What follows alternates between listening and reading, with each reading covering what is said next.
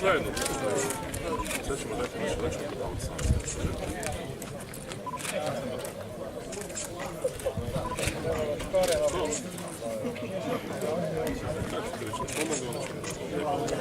Da ne bi bilo.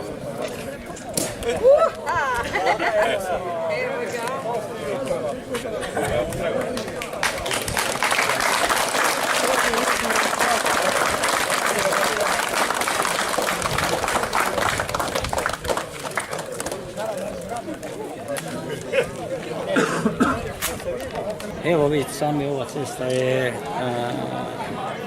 odnosno asfalt, više nije cesta, napravljena. Ja i župan smo malo prije sastali, bili smo, kako se kaže, koji djeca pričalo se za tu cestu da bude, još išli smo zajedno u osnovnu školu, bit će, evo i danas, evo, zbilja došao taj dan da je ta cesta asfaltirana. Ovim putem se zahvaljujem županu da on nije ovo podržao,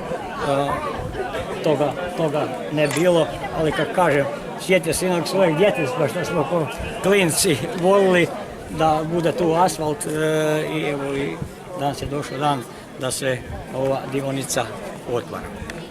Pa ja sam mladost proveo u Novoj Rači, moja socijalna živa sa obitelji i da, kada smo išli u osnovnu školu, često smo pričali o tome da bi baš ovaj dio ceste trebao biti asfaltiran.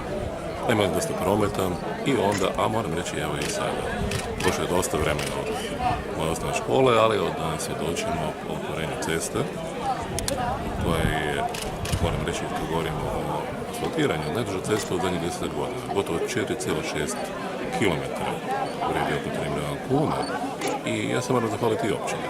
Naime, to je financirano po modelu pola županijske uprave ceste, pola sama općina.